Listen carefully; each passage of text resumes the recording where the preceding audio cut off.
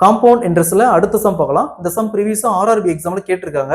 இந்த சம் பார்க்க தான் ரொம்ப பெரிய சம் மாதிரி தெரியுது. பட் நீங்க கொஸ்டினை அண்டர்ஸ்டாண்ட் பண்ணிக்கிட்டீங்கன்னா பார்த்தோன்னே குயிக்கா அந்த சம்ம சால்வ் பண்ணிடலாம்.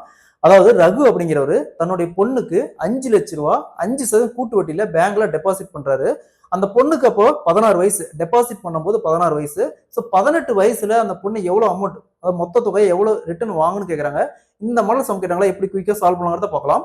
கொஸ்டின்ல ரகு அப்படிங்கிறவர் தன்னுடைய பொண்ணுக்கு 16வது வயசுல 5 லட்ச ரூபா 5% கூட்டு வட்டி விதத்துல ஒரு பேங்க்ல டெபாசிட் பண்றாரு.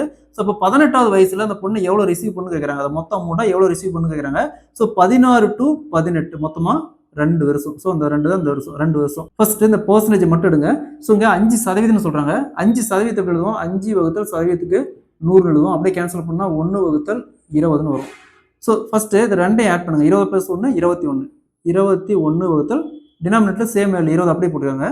20 இன்ட்டு 2 டைம். ஸோ இங்கே 2 வருஷம் சொல்லியிருக்காங்க, 2 டைம்.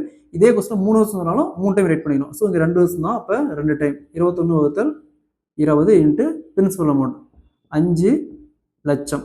ஸோ இங்கே 2 ஜீரோக்கு 2 ஜீரோ அப்படியே கேன்சல் பண்ணிடலாம். நெக்ஸ்ட் இங்கே 2 × 2 4. ஸோ 500 4ஆல் கேன்சல் பண்ணால் 125. இங்கே ஒரு ஜீரோ இருக்குது.